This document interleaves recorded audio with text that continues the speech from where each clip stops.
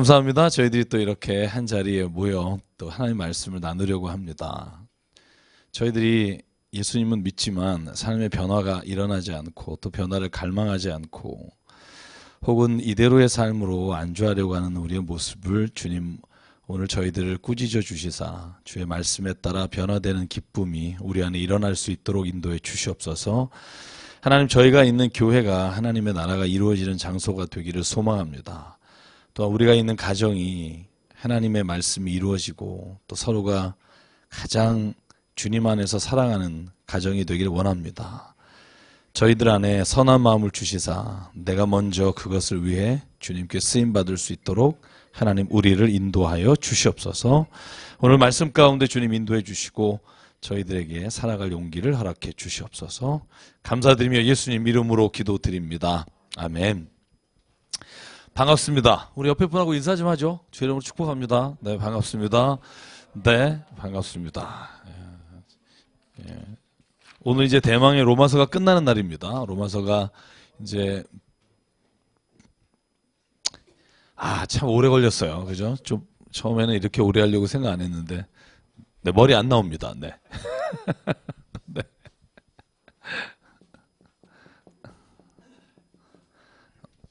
저희가 이제 15장, 16장 오늘 하고 마치게 되겠는데요. 자, 로마서를 통해서 제가 가장 깊게 깨달은 게 있다면 신앙하고 삶은 분리되면 안 되겠다 하는 겁니다. 동의하십니까? 네. 신앙하고 삶이 분리되니까 교회를 다니는 사람, 크리스찬을 보면서 사람들이 그래 너 열심히 믿고 구원 받아라. 그래서 빨리 좀 없어졌으면 좋겠다. 이런 생각을 가진 사람도 있어요. 실은 우리의 모든 삶의 자리가 믿음으로 말미암아 또 삶이 변하는 일이 일어나야 그게 진짜 믿는 거다. 그래서 로마서는 다시 한번 말합니다만 11장까지 12장에서 15장까지 16장을 포함시킬 수 있는 이유는 16장도 인사지만 무난하는 인사지만 이게 다 공동체의 어떤 삶에 관한 이야기이기 때문에 앞부분은 교리에 관한 신앙에 대한 복음에 대한 이야기고 뒷부분은 뭐에 대한 이야기다? 생활에 대한 이야기다. 그래서 이 로마서가 저희가 일단 가장 오늘 중요하게 바울의 서신에서 함께 읽었던 말씀이고요. 오늘 15장을 시작합니다. 15장은 지난주에 이어서 지난주 주제가 뭐였죠? 14장의 주제가? 은혜로다. 그죠? 잊어버린 것도 은혜입니다.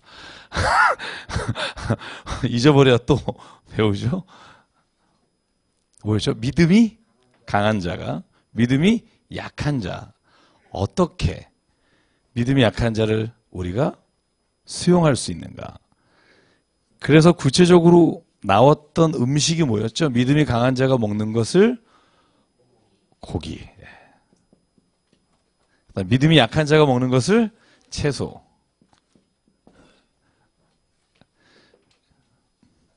비빔밥이라고 그러시는 분. 네. 고기랑 채소를 합치면 비빔밥이죠. 이거 좋은, 굉장히 밝으시네요. 왜냐하면, 실은 주제가 따지고 보면 그거예요. 고기를 먹는 자와 채소를 먹는 자가 연합하여 서로 용납하라. 그럼 비빔밥이 되네요. 서로 용납하라. 그러네요. 그러니까 이게 고기와 채소가 교회 안에서 이게 우리가 고기와 채소니까 이상합니다만 고기를 먹어도 마음의 심령에 죄책감이나 내 스스로가 신앙에 있어서 억눌림이 없는 사람, 그런 사람이나 혹은 제사에서 나온 고기를 먹는 걸 보면서 시험 드는 사람, 그 사람을 서로가 교회 안에서 분리해서 나눠 있는 게 아니라 서로가 서로를 용납하고 함께 거하는 게 진짜 신앙이다. 그 이야기를 오늘까지 이제 계속 진행하고 있고요. 그래서 오늘은 딱 1절에 시작하는 말이 그겁니다. 믿음이 강한 우리가. 그죠? 자, 한번 읽어보죠. 1절부터 6절까지 함께 읽을게요. 함께 읽겠습니다. 시작.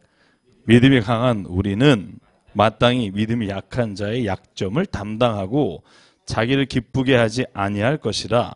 우리 각 사람이 이웃을 기쁘게 하되 선을 이루고 덕을 세우도록 할지니라.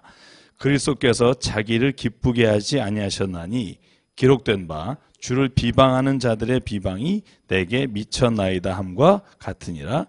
무엇이든지 전에 기록된 바는 우리의 교훈을 위하여 기록될 것이니 우리로 하여금 인내로 또는 성경의 위로로 소망을 가지게 함이니라.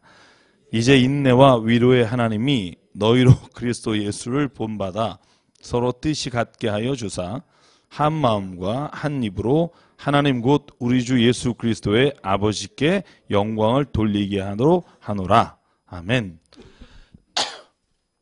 여기까지 한번 보죠. 자, 오늘 지금 말하는 대목에 있어서 사도 바울이 뭐라고 말하죠? 우리라는 표현을 써서 믿음이 뭐한 자? 강한 자. 자, 한번 우리 솔직히 얘기해 볼까요? 나는 어느 쪽이신 것 같으세요?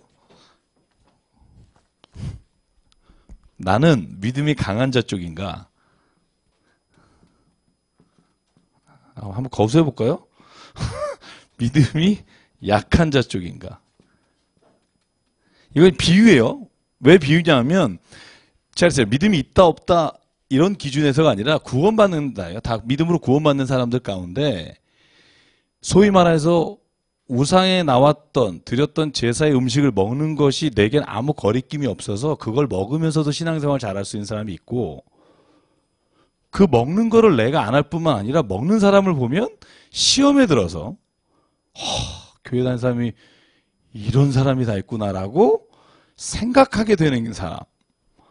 이 두 가지의 종류의 사람이 있다는 거예요. 거술하기 뭐하고 발을 들어보실래요? 한번? 잘 안 보이게? 한번. 내가 믿음이 강한 자라고 생각하는 사람. 네. 내가 믿음이 약한 자라고 생각하는 사람. 네. 대충. 이쪽이 좀 많아요, 우리 교회는. 네, 이쪽이 좀 많은데. 안 된 전도사님들은 어느 쪽이에요?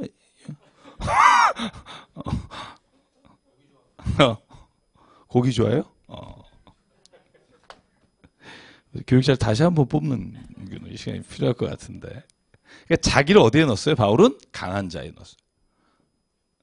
제가 우리 교회 집사님 또 교회 오래되신 분 중에 저하고 상담하시는 분 중에 이런 얘기 많이 하세요. 뭐냐 하면, 목사님 저는 직분 못 맡겠습니다. 그런 분이 있어요. 내년에는 진짜 저 하나도 안 맡겠습니다. 그래서 왜요 집사님? 또 혹은 왜요 장로님? 왜요 권사님? 이제 연막을 까는 거죠. 누군지 모르게 여러분이. 그랬더니 그러는 거예요. 목사님 제가 아직 술을 다 못 끊었다고. 술 조금씩 이 직업상 하는데, 만약에 내가 교회에서 뭔가 타이틀을 맡았는데 청년들이 내가 만약에 어느 곳에서 이렇게 술 한잔 하고 있는 걸 보고 시험에 들까 봐 목사님들 도저히 못 맡겠다고. 그래서 제가 뭐라 그랬게요? 상품이 있습니다. 제가 뭐라고 했을까? 네? 저는 그런 사람 아닙니다. 문제가 없다고 말하는 사람은 아니고요. 네? 마음이 중요하다고? 저를 굉장히 좋게 보이시네요. 네? 네. 죄송합니다. 우리 다 아시겠지만 굉장히 관심이 많으세요, 신앙에. 제가 뭐라 그랬냐면 잘하셨다고. 뭐냐면 그래서 더 맡아야 된다 그랬어요. 그래서 더 맡아야 된다. 왜냐하면 그분이 직분이나 교회 일을 안 맡으면 마음 놓고 마실 거예요. 그런데 직분이나 뭔가 교회에서 뭘 맡으시면 먹으면서 계속 찔림이 돼서 스스로가 이걸 끊든지 말든지 이거에 대한 고민을 하실 거라는 거죠. 바울이 뭐라고 말하냐면요. 우리 기억하십니까? 바울은 늘 어떤 일을 해라 마라에 초점이 있지 않아요. 그 일을 하면서도 내가 자만하면 안 되고, 그 일을 안 하면서도 내가 정죄하면 안 되고, 바울은 늘 내 마음이 하나님께 닿아 있고 하나님께 가까이 가느냐에 초점이 있는 거예요. 내가 만약에 왜 제가 이런 말을 드리냐면 그분이 이렇게 말하는 이유가 뭐냐 하면 이미 다른 사람의 신앙이 내 모습을 보면서 실망할까봐 혹은 신앙의 길에서 멀어질까봐 바울이 말하는 대로 내 양심을 위해서가 아니라 다른 사람의 양심을 위해서 내가 이 일을 안 해야겠다라고 생각하는 것 자체가 이미 공동체 안에서 내가 믿음으로 누군가의 덕이 되기려고 하는 마음이 있는 거죠. 그러니까 더더욱 더 주님의 일을 해야 돼요. 저는 그런 생각을 합니다. 그리고 혹 주님의 일을 하는 그분이 자기의 믿음 안에서 그거를 계속 지키지 못하고 뭔가 실수를 했을 때 우리가 그분을 그런 모습을 봤을 때 어떻게 해야 되죠? 추적 60분에 고발한다? 뭐 당회에 알린다? 우리가 그분을 위해서 기도하는 게 필요해요. 교회가 그런 곳이라는 거죠. 교회에서요 겁나서 못 살겠다 이러면 안 된다는 거예요. 교회 다니는 게 세상에 경찰보다 무서우면 안 돼요.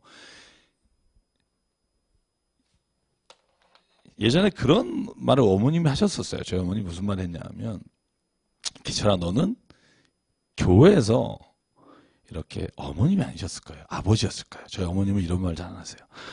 아버님이 그러셨던 것 같아요. 교회에서 누가 신앙이 좋은 사람인데 술집에서 나와서 비틀거리고 쓰러졌다. 그 술집 앞에서. 어떻게 할 거니? 그걸 누가 저한테 물어본 적이 있어요. 고민이 되더라고요. 근데 그렇게 얘기해 주더라고요.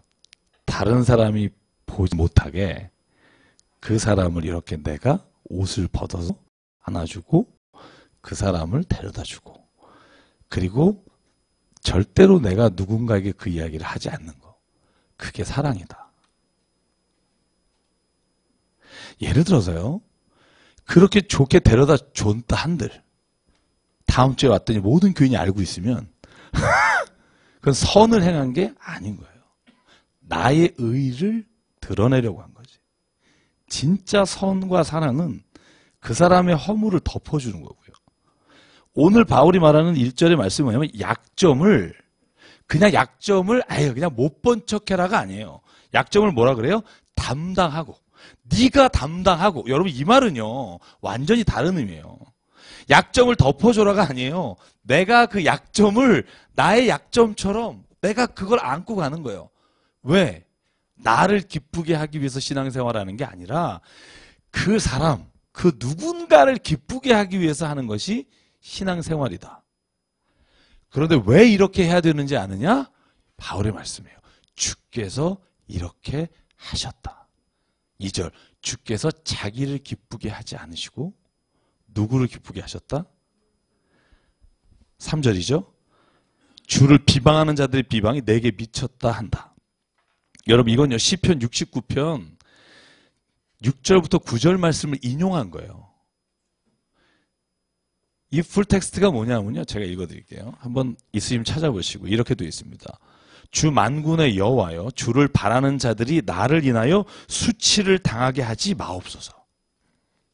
그러니까 주를 바라보는 사람들이 나 때문에 수치를 당하게 하지 마옵소서. 이스라엘의 하나님이여 주를 찾는 자가 나로 말미암아 욕을 당하지 않게 하옵소서. 여러분 이런 기도 해보셨어요? 그러니까 하나님 나를 도와주세요. 우리의 가정이 힘듭니다. 하나님 나를 인도해 주시도가 아니라 하나님 내 주변에 주를 바라보는 사람, 주를 찾는 사람들이 나 때문에 낙심하거나 나 때문에 수치를 당하지 않게 도와주십시오. 7절 내가 주를 위하여 비방을 받겠습니다. 내가 다 그 비방을 나에게 돌리겠습니다. 나의 얼굴에 덮였나이다. 8절 내가 나의 형제에게는 객이 되고 나의 어머니의 자녀에게는 낯선 사람이 되었나이다. 주의 집을 위하여 열성이 나를 삼키고 주를 비방하는 비방이 내게 미쳤나이다. 이 말의 뜻이 뭐냐면요. 하나님 내가 다른 누군가를 주님 앞에서 인도에 가는 데 있어서 그 사람을 비난하는 비방이 있다면 그 비방을 나에게 옮기게 도와주십시오. 여러분 이거 우리는 이런 경우를 뭐라고 그래요? 억울하다 그러잖아요. 내가 저 사람 때문에 욕먹고 저 사람 때문에 비방 듣는 거 못 견딘다고요. 뭐 다 견디시는 것처럼 이렇게 저를. 사람은요, 그거 못 견뎌요. 어떻게 해서든지 나는 그 일을 안 했다는 걸 밝혀내고 싶어요. 사람의 본성이에요. 혹여라도 내가 한 것처럼 오해할까봐, 여러분 그런 거 있잖아요. 둘이 이렇게 있다가 옆에 사람이 방귀 꼈는데 사람들이 여길 쳐다보면, 왜 그래요? 나 안 했다 이거죠. 나 안 했다. 이걸 말하고 싶은 거예요. 사람이 그래요. 근데 오늘 뭐라 그래요, 바울은?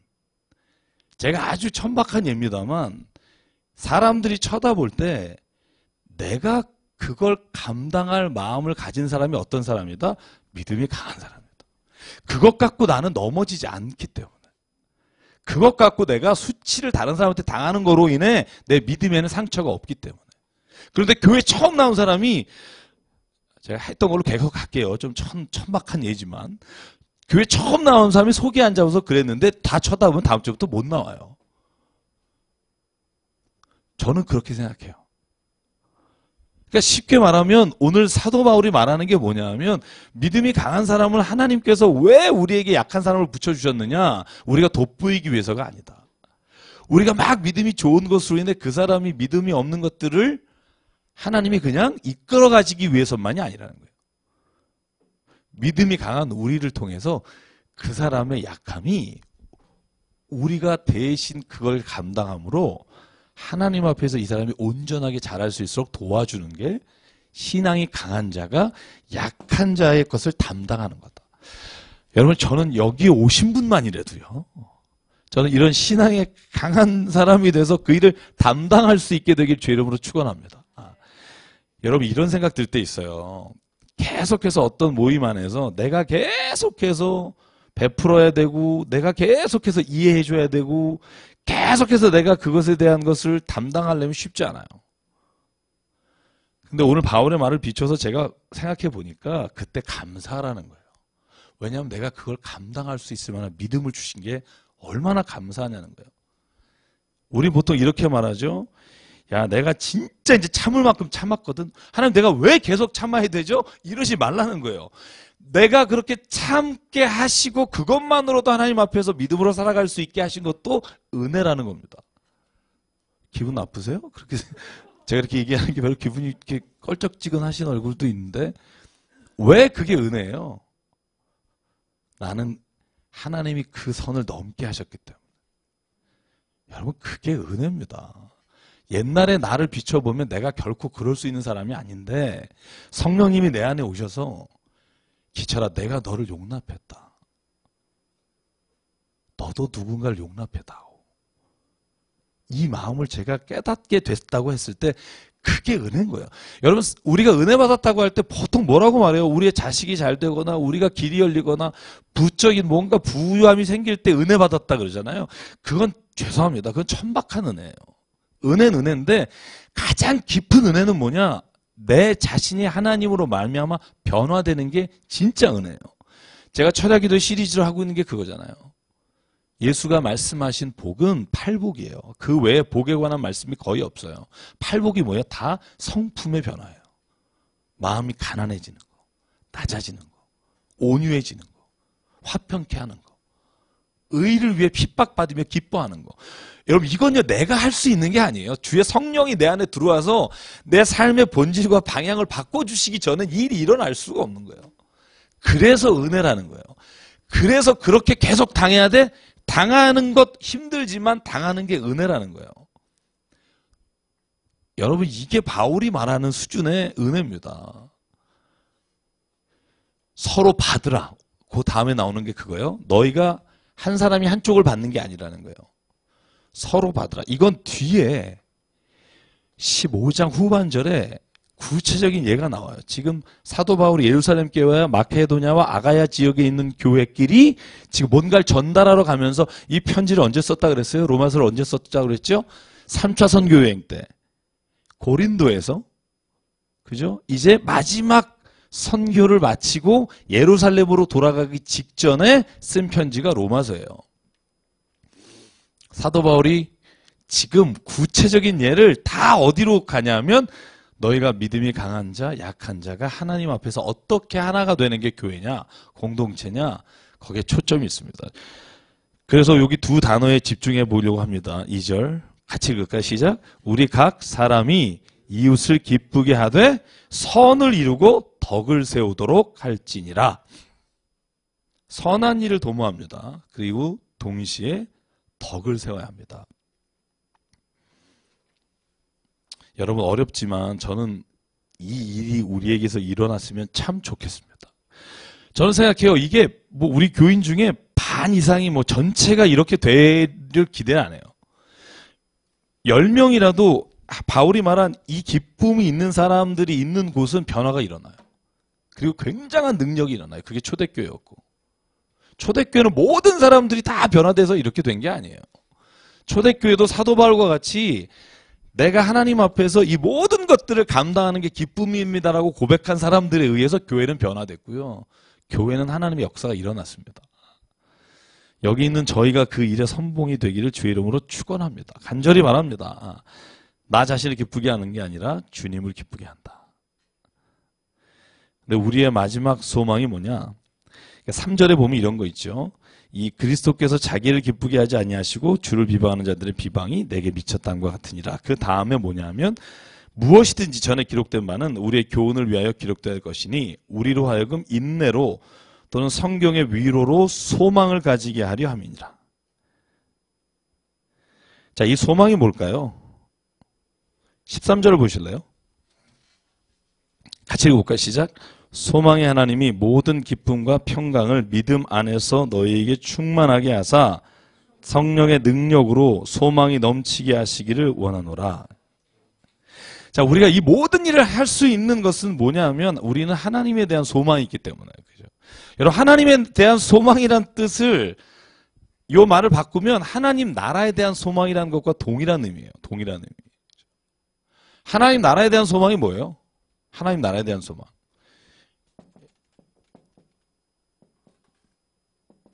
자, 제가 설교할 때 한번 분명히 이걸 가지고 설교한 기억이 나는데요. 하나님의 나라가 구체적으로 헬라어로 보면 어떤 의미가 가지고 있다고 그랬죠? 하나님의 나라. 여러분 이런 말 많이 쓰잖아요. 그죠? 예수께서 이 땅에 오셔서 첫 번째 한 말이 뭐예요? 회개하라? 하늘나라가 가까웠다. 그죠? 그걸 우리나라 말로 하니까 천국이고, 그걸 다른 성경 복음서에 보면 하나님의 나라라고 돼 있고, 하늘나라. 두 가지가 조금은 다를 수 있지만 거의 같은 의미입니다. 하나님의 나라가 뭘까? 뭐예요? 하나님의 통치하시는 나라. 그죠? 구체적으로 뭐예요? 킹덤 오브 갓이라고 돼 있고, 그걸 킹덤이라는 단어가 헬라어로는 바실레이아라고 돼 있어요. 이 바실레이아가 통치라는 뜻이라고 말씀을 드렸어요. 통치가 일어나는 곳이 하나님의 나라예요. 여러분, 하늘나라 너무 가고 싶다. 하늘나라 너무 가고 싶어. 가고 싶으세요? 왜 이러죠? 안 가고 싶으세요? 근데 저는 늘 생각해 뭐냐면, 빌어먹을 이 세상 빨리 떠나서 하늘나라 가고 싶다. 여러분, 이건요, 절대로 그 사람은 하늘나라를 가고 싶은 게 아니에요. 왜냐하면 하나님의 나라를 맛보지 않은 사람이 어떻게 하나님의 나라를 가고 싶어요? 하나님의 나라를 맛본 사람이 하나님의 나라를 가고 싶은 거죠. 그래서 예수께서 뭐라고 말하냐면, 너희 안에 하나님의 나라가 이미 일어났다, 왔다, 이렇게 표현한단 말이죠. 하나님의 나라가 이미 왔어요. 그래서 그 하나님의 나라를 체험한 사람, 하나님의 통치하심이 일어난 그곳에 살한 사람은 어떤 꿈이 있냐면, 하나님의 나라에 가고 싶다. 야, 하나님의 나라에 가고 싶다. 근데 옆집에서 하나님의 나라를 체험한 걸 보면서 가고 싶다. 이 사람은 별로 좀 떨어져요. 소망이 떨어져요. 그죠? 제가 늘 말씀드리는 예가 하나 있잖아요. 과일의 황제가 뭐죠? 두리안이죠. 두리안 드셔보셨어요? 제가 2007년 두리안을 처음 먹어봤어요. 그 전에 말은 무지 많이 들었어요. 제가 어떻게 들었냐 하면, 두리안이라는 과일이 있는데 처음 냄새를 맡으면 시궁창 냄새가 난다. 그런데 계속 맡으면 화장실 냄새가 나고, 먹어보면 처음에는 이 냄새가 굉장히 안 좋은데 넘길 땐 달콤한 냄새가 난다. 달다. 저는 이 얘기를 참 많이 들었으나, 죄송해요, 도대체 이게 무슨 말인지 알 수가 없어요. 여러분 맛보지 않은 분 이걸 무슨 말인지 몰라요. 아니 왜 화장실 냄새가 목을 넘어가면서 달콤한 냄새가 되지? 몰라요. 제가 태국에 갔어요. 어느 장로님하고 그 쭉넙교회라고 저희 교회가 장로님이 헌금하셔서 이렇게 헌당 예배에 갔었어요. 그 장로님이 정말 대단하신 분이에요. 이 두리안이라는 거 저게 두리안이래요. 그런데 차 타고 내려서 딱 가는 냄새가요. 와. 야, 이걸 먹는 사람들이 야만인처럼 보이는 거예요. 저는 멀리서 보는데 장갑 끼고 막 손으로 먹는데 야, 사람들이 참 이상한 음식을 좋아하는구나. 그래서 절대 안 먹었어요. 난 저런 음식은 안 먹는다. 그래서 저는 그 과일의 여왕이라는 스틱 망고인가? 망고 스틱인가? 그거는 맛있더라고요. 장로님이 저를 무려 시장에 2번을 더 데려갔어요. 두리안을 먹이려고. 저희 교회 나오시는 장로님이에요. 끌려가서 야, 그거를 한 번만 입에 넣어달래요. 한 번만. 나 도저히 입에 넘길 수가 없는 게 한 번만 입에 넘겨보라는 거예요. 와, 정말 저는요 이 구역질 나는 걸 정말 왜냐면 또 장로님이 이렇게 또 헌금하셔서 오셔서 했는데 기도하면서 이제 하나님 제가 뱉지만 않게 해달라고 그리고 먹었어요. 근데 정말 처음엔 맛을 잘 모르겠더라고요. 근데 이 냄새가 다 날아간 이후에 제가 호텔에서 사 먹었어요. 이게 또 냉장고에 넣었다 먹으면 냄새가 빠져서 이젠 알아요. 두리안이 뭔지. 비싸서 못 사 먹지만 두리안이 뭔지를 알아요. 제가 왜 이런 얘기를 드리냐면요. 하나님의 나라 아무리 여러분 얘기해봤자 뭐 하나님의 나라를 위해서 한다. 저는 그러는데 굉장히 이 세상에서 사는 게 막 거의 이 괴로운 시절을 사는 것처럼 사시는 분을 보면 저분은 하늘나라를 소망할 수가 없다는 생각이 들어요. 하나님의 나라가 너희 안에 있다가 among us라고 되기도 하고 in us라 두 단어가 가능해요. 너희 가운데 있다와 너희 안에 있다. 이 두 단어의 번역이 가능한데 하나님의 나라가 먼저 내 안에 이루어지면요. 주변의 사람들에 의해서 내가 흔들리지 않는 하나님의 주시는 평안이 있어요. 그리고 하나님의 그 나라가 우리 가운데 임하잖아요. 그 2명이든 3명이든 하나님의 말씀으로 인해 기쁨으로 살아가는 사람이 모이잖아요. 그 안에는요, 진짜 세상의 인간적인 관계에서 배반당하고 내가 늘 신경 써야 되고 늘 사람들에게 내가 어떻게 하면 약점 안 짚을까 사는 그 삶이 아니라 그 안에 하나님의 나라가 이루어지는 사람에게 주시는 은혜가 있어요. 여러분의 가정이 다 그렇잖아요. 이 표정은 뭐죠? 이 표정은 뭐죠? 우리 장 집사님 그러시죠? 혼자만 그러신 것 같아요. 부인은 굉장히 어둡고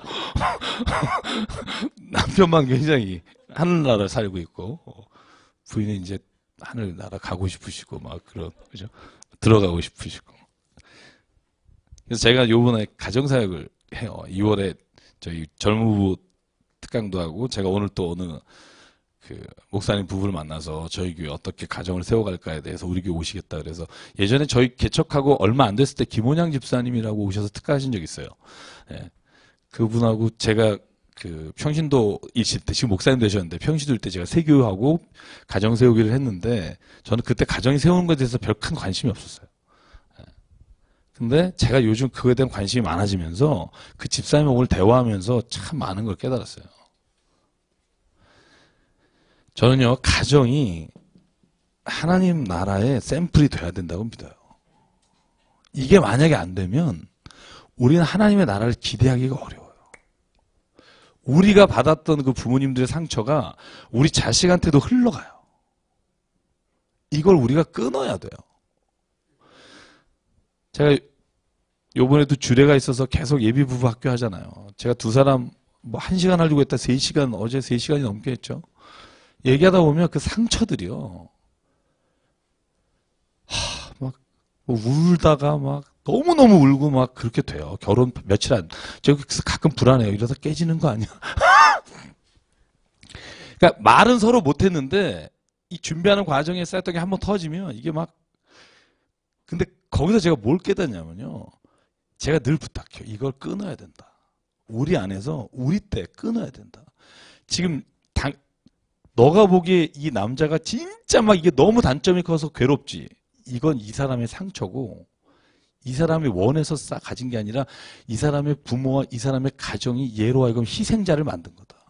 이걸 안아줄 수 있는 게 결혼이다. 이걸 안아줄 수 없고 완벽한 사람을 원하면 세상은 없을 뿐더러 그건 성경이 말하는 헬퍼, 돕는 배필로서가 아니라 우리가 그냥 사람과 사람을 만나는 것으로 끝나게 된다. 저는 그래서 정말 여기 있는 가정, 앞으로 결혼할 가정을 이룰 분들이 꿈이 있었으면 좋겠어요. 내가 내 나라가, 내 가정이 하나님 나라가 되기 원합니다. 그 소망이라는 거. 오늘 얘기의 초점이 그거예요. 뭐냐면 하나님이 위로와 소망이 되신다. 우리에게 그 소망이 있기 때문에 여기에서 우리가 남에게 당하는 비난 대신 당하는 거, 남에게 담당해야 될 거, 내가 당하는 거 아무렇지도 않다는 거예요. 왜? 우리에게는 하나님의 나라의 소망이 있기 때문에. 이미 내 안에 이루어진 하나님의 역사가 있기 때문에 아무렇지도 않을 수 있다는 거예요. 때로는 힘들죠. 어떻게 아무렇지 않을 수 있겠어요. 그러나 이길 능력을 주시는 분이 하나님이시다. 저는 그래서 5, 6절이요. 너무나 제 마음에 와닿는 말씀이에요. 같이 한 번만 더 읽어볼게요. 시작.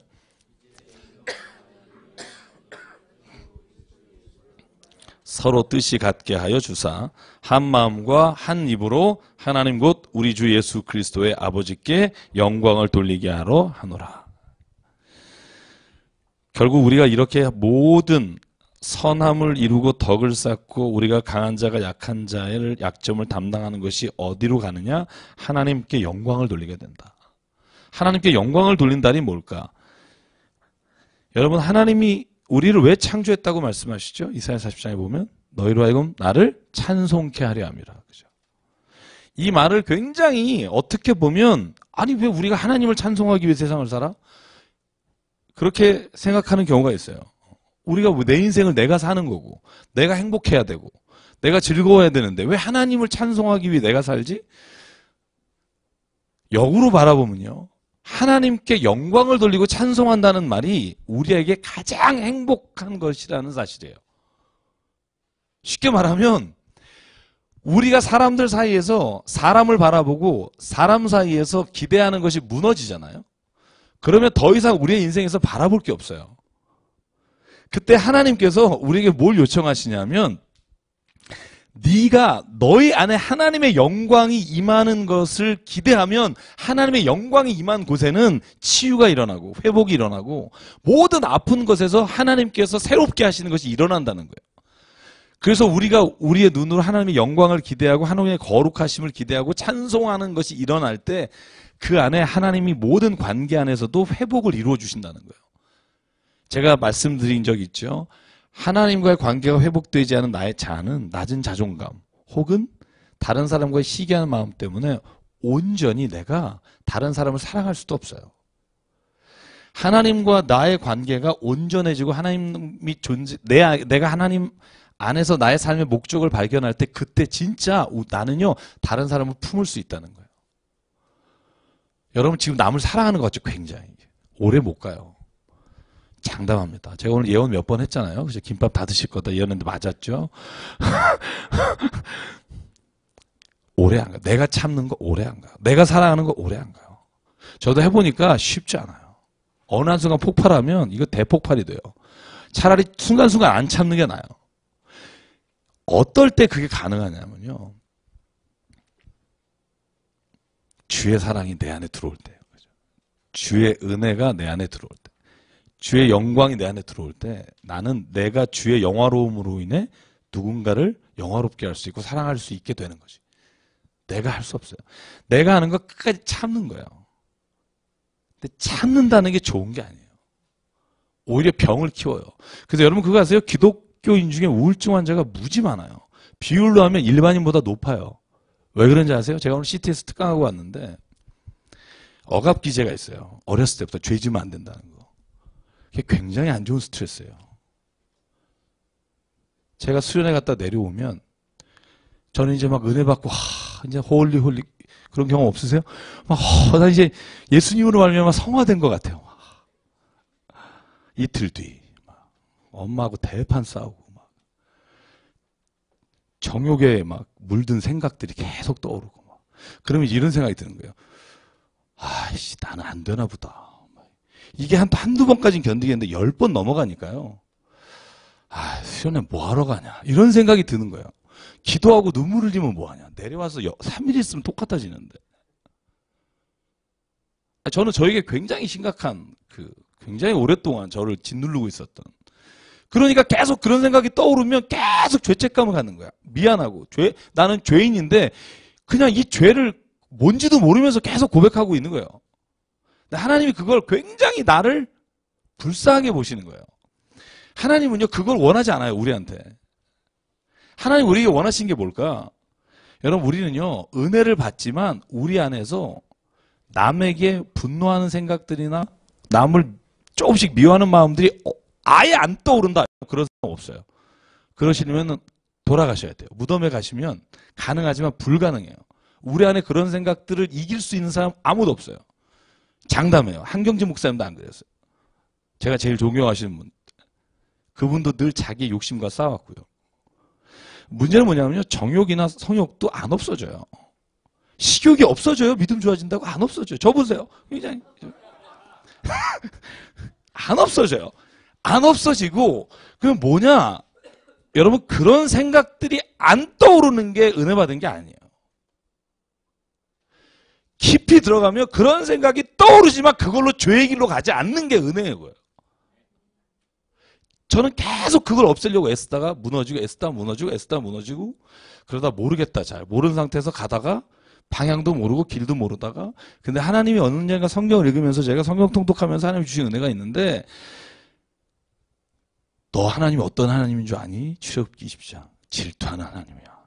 너 하나님이 어떤 하나님인 줄 아니? 나를 떠난 자를 미워하는 하나님이야. 나 어떤 하나님인 줄 아니? 스바자 3장 17절 내가 너로 인해서 기쁨을 잡지 못하겠다. 그 하나님이야. 여러분 하나님도 미움이란 단어 쓰시고요. 질투란 단어를 쓰세요. 예수에 대한 말씀이 있으시죠. 히브리서 4장 말씀에 보면 그는 우리와 성정이 똑같다. 그 시험을 받으셨으나 죄가 없으신 분이었다.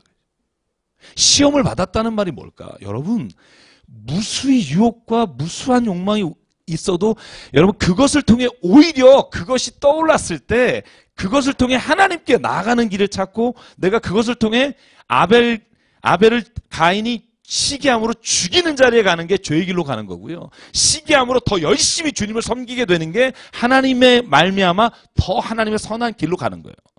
똑같은 시기하는 마음이 한쪽은 하나님께 가까이 가게 하고요. 한쪽은 멸망의 길로 가는 거예요. 그 선택의 길에서 은혜를 사모하는 자는요. 이길 수 있다는 거예요. 성경에 보면 다 그랬어요. 죄가 떠오르지 않은 게 아니라 죄적인 욕망이 떠오르지 않는 게 은혜가 아니라 죄적인 욕망이 떠올랐을 때 그것을 하나님께 가지고 가는 게 은혜라는 거예요. 시편의 119편 7절도 그렇고 모든 말씀 한번 읽어보십시오. 다윗의 고백이 뭐냐면요. 하나님 다 고백하잖아요. 저놈을 한번 왜 이대로 두십니까? 손 좀 봐주십시오. 이걸 탄원 시편이라 그래요. 우리 선배님이 쓰신 지혜서 책이 와서 내가 한번 또 읽어야 되는데 탄원 시편. 하나님 저런 인간을 두시렵니까? 언제까지 참으시렵니까? 하나님의 의로 쳐주십시오. 여러분 이렇게 고백하잖아요. 근데 결국은 어떻게 돼요? 고백이 어떻게 돼요? 내 영혼아 내가 어찌하여 낭망하느냐. 너는 하나님께 소망을 두라. 다른 사람을 향한 잘못된 것을 향한 분노가요. 하나님은 우리로 하여금 하나님께 가까이 가는 통로로 이끌어 가시는 거예요. 그게 은혜라는 겁니다. 아버지께 영광을 돌리라. 이 말은요. 아버지께 영광 돌리고 우리가 모든 걸 포기해라. 이런 의미가 아닙니다. 이단에서 말하는 것처럼 하나님이 오시니까 모든 세상의 것들을 다 쓸데없는 거다. 이 말이 아니에요. 하나님의 영광이 임해야 우리가 살고 있는 손에 쥐어진 거, 물질적인 것도 하나님의 뜻 안에서 영화로운 것들이 되는 거고 하나님의 영광이 임하지 않으면 아무리 보기에 좋은 것도 쓰레기 같은 게 되는 거예요. 욕심에 따라서. 여기 하나님의 영광이라는 단어가 얼마나 나오는지 보실래요? 7절에 보세요. 그러므로 그리스도께서 우리를 받아 하나님의 영광을 돌리심과 같이 9절 보죠. 이방인들도 그 긍휼하심으로 말미암아 뭐를 돌리게 하고 하나님께 영광을 돌리게 하려 하심이라. 하나님께 영광을 돌린다는 단어가요. 이방인이나 유대인들을 다 무의미하게 한다는 말이 아니라 그들의 삶이 오히려 더 빛나게 하는 게 하나님의 영광이라는 거예요. 하나님의 영광이 비추는 그곳이 원래 하나님의 창조의 목적이 일어나고 하나님의 선하신 뜻이 일어나요. 그래서 하나님의 영광을 구해야 되는 거예요. 하나님을 위해서 구하는 게 아니라 우리의 삶의 자리에 하나님이 함께 하시는 것으로 인해 놀라운 일이 일어나기 때문에 구하는 거예요. 자, 오늘 보시죠. 7절 같이 읽을게요. 시작. 그러므로 그리스도께서 우리를 받아 아버 하나님께 영광을 돌리심과 같이 너희도 서로 받으라. 너희가 서로 받아야 되는 이유가 뭐예요? 하나님이 그죠? 너희로 그리스도 예수를 본받아 우리를 받아주셨다. 그러니까 그리스도께서 우리를 받아주셨다는 거예요. 여러분 이거에 대한 확신이 있으십니까? 하나님이 나 같은 존재를 받아주셨다. 서로 용납하라. 주가 너를 용납하심같이. 이게 찬양이 있잖아요. 이거의 전제가 뭐예요? 나를 하나님이 용납해 주셨다는 말을 내 안에 확신이 돼야 돼요. 나는 그럴 만한 가치가 있다라고 생각하는 순간 나는 다음을 받아들일 수 없어요. 까놓고 얘기해서요. 저나 여러분은 하나님이 굳이 사랑으로 용서하고 받아줄 만한 가치가 있는 사람은 아니라는 거예요. 죄송하지만. 여전히 죄적인 존재고 여전히 순간순간마다 우리의 욕심을 따라서 살아가는 존재인데 하나님은 결정하셨다는 거예요. 그를 사랑하기로. 그래서 그를 오늘도 용납하시고 누구든지 죄의 길에 걸어가다가 또 돌이키거나 회개하면 다시 내가 받아주겠다. 그래서 우리는 날마다 용납받고 있어요. 하나님이 우리를 받아주시고 있어요. 그런데 네가 남을 용납하지 못하니? 그러니까 하나를 용납하지 못하니? 그건 너가 하나님께 용납받고 있다는 것을 믿지 못하는 말이다. 저는요 매일매일 하나님이 저를 용납해 주신다는 믿음이 있어요. 만약에 하나님이 용납해 주지 않으면 와 내가 어떻게 살아가지? 야 이 무거운 짐을 지고 어떻게 살아가지? 오늘도 나를 하나님이 용납해 주셨는데 내가 다른 사람의 저거 하나 용납하지 못할까? 그런 마음이 들면서도 때로는 못할 때가 있죠. 그때 뭐 하라는 거예요? 회개하라는 거예요. 회개가 뭐예요? 제가 늘 말씀드리죠. 회개는 기쁨으로 해야 돼요. 왜? 나는 여전히 그 일을 못하나 하나님은 옳고 하나님이 하시는 일은 반드시 선한 일이라고 믿기 때문에 내가 돌이키기를 기뻐하는 거죠. 그래서 회개는 기쁨입니다. 오늘 하나님이 우리를 받아주셨습니다. 우리를 죄에서 용서해 주셨습니다. 여러분 이 믿음이 있으면 다른 사람을 받아줄 수 있습니다. 가족끼리 받아줬으면 좋겠어요. 저는 가장 행복해야 될 사람이 옆에 있는 사람이고요. 가장 행복하라고 맡겨주신 사람이 옆에 있는 사람이에요. 그게 부모님이든 자녀든 아내든 남편이든 이 세상에서 나에게 주신 하나님의 책임이라고 생각하고요.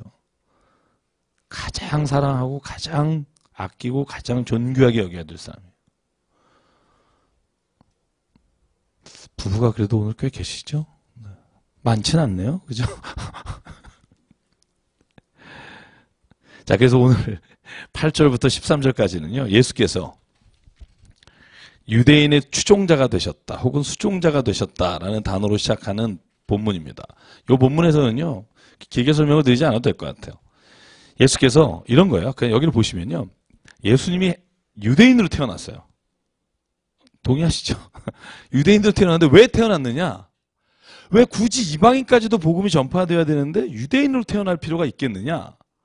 이제 예수께서는 유대인에게서의 복음을 이제 이방인에게 트시기 위해 이제 바울이나 베드로나 이방인의 선교를 위해 부르셨는데 왜 굳이 유대인으로 태어났느냐? 오늘 바울은 이렇게 말하는 거예요. 유대인에게 하나님이 약속하신 구약의 약속을 이루심으로 하나님은 신실하시다라는 것을 이방인에게도 보이기 위해서다. 아, 유대인들에게 그 약속하신 그 예수가 오셔서 구원해 주셨구나. 이걸 보고 하나님의 신실하심을 믿고 이방인들도 그 하나님의 신실하심이 나에게서 이루어지는 걸 믿게 되는 것이다. 그래서 하나님은 유대인의 추종자, 할례 받은 자로 예수를 이 땅에 보내셨다는 거예요. 그게 오늘 본문에 어디에 나와요? 8절. 하나님의 진실하심을 위하여 할례의 추종자가 되셨으니 이는 조상들에게 주신 약속들을 견고하게 하시기 위한 거다. 그러므로 이방인들도 그 긍휼하심으로 말미암아 하나님께 영광을 돌리게 하려 하십니다. 기록된 바 그러므로 내가 열방 중에서 주께 감사하고 주의 이름을 찬송하리라 함과 같으니라. 여기도 시편의 말씀이죠. 또 12절 이사야가 이르되 이새의 뿔이 곧 열방을 다스리기 위하여 일어나시는 이가 있으리니 열방이 그에게 소망을 두리라 하였느니라. 다 구약의 말씀을 인용한 겁니다. 그러니까 쉽게 말하면 바울은 구약에서도 열방과 이방인에게 하나님의 그 복음을 전하려고 예수 그리스도를 이 땅에 보내셨다는 말씀을 주시는 거고요. 시간상 14절을 넘어갈게요. 14절부터 오늘 본문이 어떤 내용을 가고 있냐면요. 사도 바울이 나는 그러면 어떤 사람이냐? 그 이방인을 위해 복음을 전하는 자로 세움을 받은 사람이다. 여러분 이건 굉장히 많이 나왔죠? 로마서 1장에도 나왔고 2장에도 나왔고 저는 이게 아이덴티티잖아요. 그죠? 내가 누구인가에 대한 정체성인데 여러분 우리가 그 정체성이 있어야 돼요. 다. 나는 왜 하나님 부르셨을까? 우리 이은석 장로님 하나님이 나를 왜 부르셨을까? 뭐 이런 고백이 있으십니까? 고백. 네. 고백. 바울은 나는 이방인을 위해 사도를 부르셨다. 저는 이은석 장로님이 처음 교회 오셨을 때 하신 말씀을 장로님은 잊어버렸지만 저는 안 잊어버렸어요. 어디서 이런 말씀 하셨어요? 모임에서. 내가 강남세 사람교회 가장 천한 섬기는 사람이 되려고 왔습니다라고 말씀하셨어요. 맞죠? 저는 그때 눈물 흘렸어요. 그냥 이렇게 정말 그 남성교회 모임에서 뒤에 앉아 있다가 제가 단 한 번도 얘기한 적이 있어요. 지금 처음 얘기하는데요. 그때 제가 마음에 이렇게 굉장한 떨림이 있었어요. 저는 그렇게 말하는 사람 본 적이 없거든요. 그리고 정말 그렇게 행하시려고 하는 걸 보면서 야 그게 무슨 소명일까? 아니 교회를 위해서 천하고 낮은 일을 하는 일 자체가 내게 주신 소명이다. 이거 참 쉽지 않거든요. 혹시 내가 받았더라도 남에게 절대 얘기하고 싶지 않은 소명. 시킬까 봐. 그렇잖아요 우리가. 근데 저는 그 고백 듣고요. 제가 제 자신 안에서 교회에 대해서 하나님 앞에서 고백한 게 있어요. 제가 얘기 안 해요. 저는 그걸 또 저한테 시킬까 봐. 너희와 함께 편히 쉬게 하라. 평강의 하나님께서 너희 모든 사람과 함께 계실지어다. 아멘. 자, 이제 16장 끝내겠습니다. 오늘 로마서의 대단원의 막을 내시고 쫑파티는 아까 한 걸로 하겠습니다. 자, 여기는 이름이 34명이 나오더라고요. 제가 자세히 보니까 34명. 처음 보는 사람이 대부분이요. 왜 그럴까요? 바울은 로마에 간 적이 없기 때문에. 로마로 있는 사람들에게 문안해달라고 개인적으로 아는 사람들에게 말씀을 전합니다. 그래서 베베, 브리스길라, 아굴라, 에베네도, 6절, 마리아, 안드로기고, 유니아 뭐 이렇게 쭉 나옵니다. 16절부터 20절이 로마 교회를 향해서 바울이 쓴 그들에 대한 축복의 말씀입니다. 그것만 같이 16절에서 20절까지 같이 읽고 저희가 그걸 조금만 정리하고 마실게요. 자, 큰 소리 한번 읽읍시다. 이게 서로에 대한 축복입니다. 우리 교회 안에서. 시작. 너희가 거룩하게 입맞춤으로 서로 문안하라. 그리스도의 모든 교회가 다 너희에게 문안하느니라. 형제들아 내가 너희를 권하노니 너희가 배운 교훈을 거슬러 분쟁을 일으키거나 거치게 하는 자들을 살피고 그들에게서 떠나라. 이 같은 자들은 우리 주 그리스도를 섬기지 아니하고 다만 자기들의 배만 섬기나니 교활한 말과 아첨하는 말로 순진한 자들의 마음을 미혹하느니라. 너희의 순종함이 모든 사람에게 들리는지라. 그러므로 내가 너희로 말미암아 기뻐하도다. 너희가 선한 데 지혜롭고 악한 데 미련하기를 원하노라. 평강의 하나님께서 속히 사탄을 너희 발 아래에서 상하게 하시리라. 우리 주 예수의 은혜가 너희에게 있을지어다. 아멘. 이게 바울이 로마 교회를 향해서 당부하는 말씀이에요. 여러분 초대교회는요 서로 문안할 때 입 맞췄어요. 뭐 우리가 막 이렇게 얘기하죠. 볼에다 했을까 입에다 했을까 막 이런 고민하는데 키스라고 돼 있어요. 그러니까 가벼운 입맞춤일 거예요. 근데 이게 입맞춤이라는 걸 생각해 보면 이 가룟 유다가 예수님 잡으러 갔을 때, 그죠? 감남산에서 겟세마네 동산에서 입맞추잖아요, 그죠? 근데 초대교인들은요 다 서로 입맞췄어요. 그래서 고린도전서, 고린도후서 말씀 또한 그 베드로전서, 데살로니가전서에 보면 다 서로 입맞추라 이렇게 돼 있어요. 그래서 그리스도인은요 서로가 입맞출 수 있을 정도의 가까운 사이라는 거예요. 그래서 뭐 저희가 입맞추자는 게 아니라 우리가 그런가를 봐야 되는 거예요. 우리가 진짜 그리스도 안에서 이렇게 교제하고 우리가 교우가 됐다는 게 그만큼의 가까운 마음이 있느냐는 거예요. 있으십니까? 이렇게 손을 한번 이렇게 잡아보실래요? 옆에 이렇게. 예, 우리 은지가 우리 영현 씨하고 이렇게 좀 잡아보면. 예.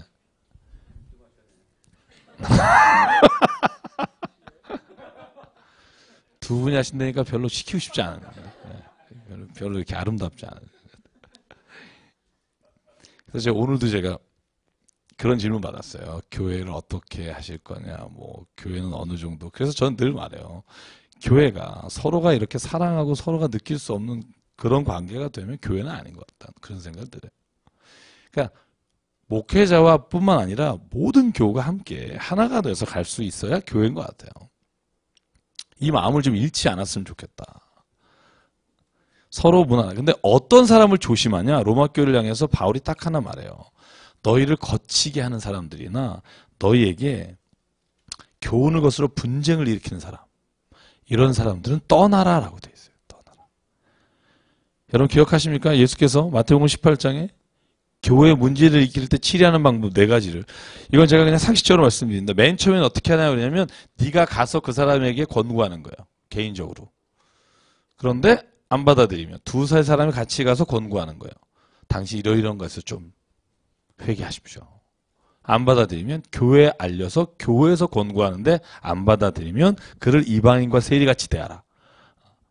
이게 마태복음 18장에 말하는 예수께서 하시는 교회 안에서의 어떤 방법인데요. 여기서는 좀 달라요. 뭐죠?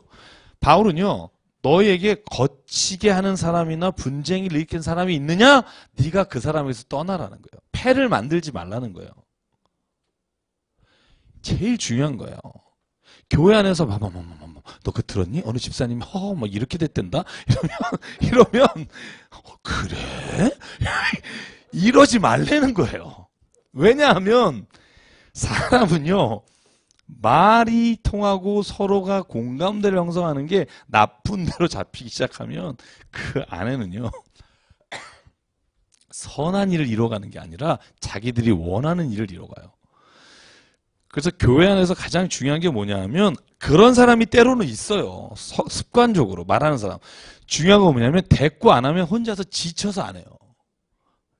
저는 저희 교회가 그렇게 되는 교회라고 믿습니다. 뭐 상황은 잘 모르지만 밖에 나가서 또 전 목사 아니 너 혹시 뭐 이럴지 모르지만 교회 안에서 저희가 서로 그런 사람들을 내 스스로가 떠나서 나를 지키는 게 중요하고 19절 마지막으로 선한데 지혜롭고 악한데 미련하라. 저는 이 말을 좀 외웠으면 좋겠어요. 악한데 정말 지혜로워서 어떻게 하면 뭘 띄어먹고 어떻게 하면 뭘 어떻게 하는지에 대한 게 아니라 어떻게 하면 선한 일을 잘할까를 정말 지혜롭게 알고 악한 일에 미련하기를 바랍니다. 이게 바울이 로마 교회에 향한 마지막이에요. 선한 일에 지혜로워라. 제가 부부 예비학기 하면서 정말 느끼는 게 뭔지 아세요? 늘 느끼는 거야. 사람은요. 내가 이 얘기하면 상대방이 상처받을 걸 알기 때문에 얘기해요. 몰라서 얘기하는 사람 거의 없어요. 제 앞에서도 막 얘기하다가 어떤 사람이 이렇게 상처하는 말 하잖아요. 그러면요. 안 하는 척하면서 기가 막히게 해요. 그걸 보면서 무슨 생각했냐면 사람이 참 대단하다. 왜 보통 보면 상처받을 만한 얘기를 피하려고 애쓴다고 생각하잖아요. 자기가 한번 상처받으면 상처받으라고 더 쏴요. 더. 그래서 커지는 거예요. 아무것도 아닌 게. 그 상처받은 마음이 다른 사람에게 또 상처를 주게 되는 거고. 그걸 멈추게 하는 방법이 뭐예요? 상처 나게 하는 말을 받았을 때 내가 그냥 닫아버리는 거예요. 한 군데서 닫으면 멈춰요. 더 이상 그것이 왔다 갔다 하지 않아요. 그게 누가 해야 되느냐? 여기 오신 분이 해야 돼요. 기분 나쁘시죠? 괜히 왔죠? 우리 남편 오게 할 걸. 뭐 이런 생각 하시죠, 지금? 그게 은혜라는 거예요. 왜냐하면 나에게 하나님이 그 선한데 지혜롭게 하시는 걸 알게 하신 게 은혜인 거예요. 저는 그렇게 생각해요. 저는 갈수록 은혜 받은 사람은 손해봐요. 어쩔 수 없어요. 은혜 받았기 때문에. 근데 왜 그게 기쁨이 되냐면 나를 통해 누군가가 또 하나님이 세워가시는 통로로 나를 쓰시기 때문에 그게 기쁨이 되는 거예요. 혹시 여기 믿지 않는 분이 가족 중에 있으면 내가 그 사람들에겐 예수님이라는 거 잊지 마십시오. 그게 어려운 거지만 여기 참 많잖아요. 우리 부모님 안 다니시고 가족이 혼자 믿으시는 분. 사람들은요 예수님 몰라요. 어떻게 알겠어요? 당신이 예수님이에요. 당신이 막말하면 아이고 예수도 막말하는구나 이렇게 생각하고요. 당신이 신앙생활을 엉망으로 하면 뭐 다 그렇구나. 그러니까 이게 참 어려운 거지만 이게 기쁨이 되는 사람이 오늘 바울이 말한 믿음이 강한 사람. 그게 기쁨이 되는 사람. 이 일을 나에게 주신 게 감사하고. 여러분 그래서요 이 믿음으로 나에게 주신 소명이 확실한 사람은 눈동자가 달라요. 막 기뻐요. 환난 때도 기쁘고 어려움이 올 때 더 기뻐지고 때로는 실망할 때가 있으나 다시 일어나고. 믿음 있는 사람은요 실망 안 하는 사람이 아니라니까. 죄를 안 짓는 사람이 아니라니까. 다시 일어나는 사람이라니까요. 회개하는 사람이 진짜 믿음 안에 사는 사람이에요. 오늘 로마서를 끝냈습니다. 1장부터 16장 거의 2달, 3달 된 것 같아요. 거의 3달 가까이. 제가 굉장히 길게 했어요. 다른 데보다. 왜냐하면 로마서가 제가 초창기에 말씀드렸어요. 칼빈, 루터, 그 다음에 어거스틴 모든 우리가 아는 기독교의 성인들 혹은 기독교의 믿음의 사람들이 가장 읽고 하나님 앞에 은혜 받고 고꾸라진 게 로마서예요. 저희도 이 로마서를 한번 곰곰이 집에서 읽어보시면 좋겠어요. 이게 좀 개역개정이 어려우시면 세 번역이라도 좀 읽으시면서 한 번 더 곱씹어 보시면. 자, 이제 고린도전서 후서 할 텐데요. 고린도 교회를 향한 2편의 편지입니다. 고린도전서를 뭐라고 말하냐면요. 우리가 이렇게 말해요. 실생활에 적용하는 성경이다. 그래서 고린도전서는 가장 생활적인 면에서 가깝게 우리의 신앙에 있어서 여러 가지를 비춰볼 수 있는 좋은 말씀입니다. 그래서 다음 주에 우리가 함께 고린도전서를 기쁜 마음으로 시작하겠습니다. 기도하겠습니다. 우리 잠깐 오늘 말씀 기억하면서 기도하겠습니다. 하나님.